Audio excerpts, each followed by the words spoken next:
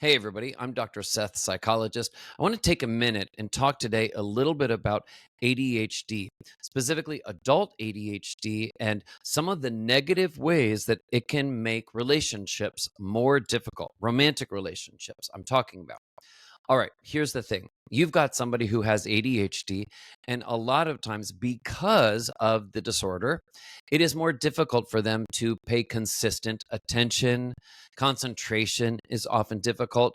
And also, sometimes there are just challenges with follow through on projects, remembering things, keeping things organized, managing time. These kinds of tasks may seem really easy or simple for someone who doesn't have ADHD. But for an individual who does suffer from true ADHD, these things can be really, really difficult. It doesn't mean it's impossible to do them.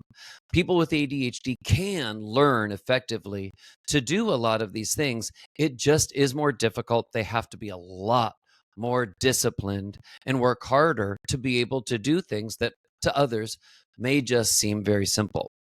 One of the things that I want to do is I want to talk about one of the dangers that ADHD can have in a relationship. If you are in a relationship with someone who has ADHD, sometimes there can be the tendency to almost hold that person's ADHD against them, to be critical of it. There may be ways in which you feel legitimate frustration. The person that you're with, has difficulty remembering things. Maybe you ask them to do certain things and they promise to do it, but it just never happens.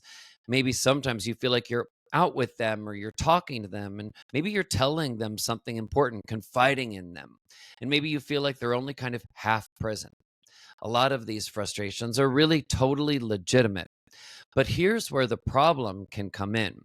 The problem can come in if you find yourself turning into sort of a critical therapist and pointing out the individual's symptoms to them.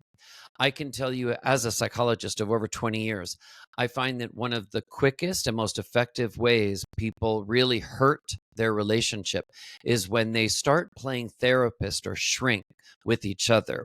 People start diagnosing each other. People start labeling certain behaviors and symptoms and letting them know, "Oh, you're doing it again. You really need help for that."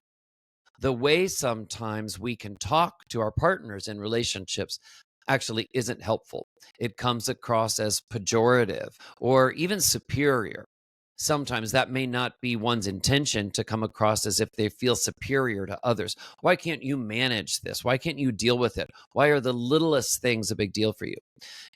There's not the intention to come across as superior, but sometimes to the person with ADHD, it can feel that way. So it's really important if you're in a relationship with someone who has ADHD, be very careful to not shrink them out. Be very careful to not overdiagnose them, to point out things that really is more the role of a mental health professional or a therapist, maybe even a teacher, for example. That's really not the role of a romantic partner.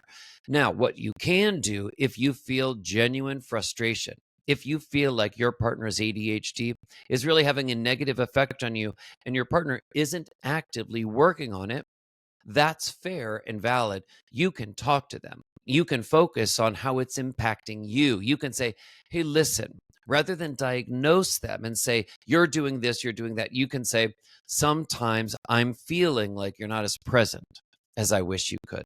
Sometimes I feel like I wish that you could be more reliable for me. Sometimes when I ask for help for things, it feels frustrating because I feel like I actually have to work harder to keep reminding you." That way, you're just sharing, communicating genuine feelings you have, but you're not diagnosing the other person. You're also not telling them you need to do that. You're not sounding controlling or critical. Now, it is a very valid and fair question for you to ask someone you're dating if their symptoms are impacting you to say, "Can I ask you a question? Can you tell me, are there any things that you're doing, to work on this? Is this something that you're aware of? Would you share with me what you're actively doing to try to help make this better?" That is totally fair and legitimate. At the same time, I also recommend that you use this technique when you have these conversations in a relationship so that it doesn't feel one sided, so that it doesn't feel like this is some sort of a power move and you're telling your partner, you better figure this out or else, So it doesn't feel in any way like some sort of a veiled threat. You can also say to them this: listen, I know sometimes there may be things that I'm doing that have a negative impact on you or maybe make you feel frustrated. And so, whenever that happens, just let me know. I too am open and I appreciate you being willing to let me share this with you.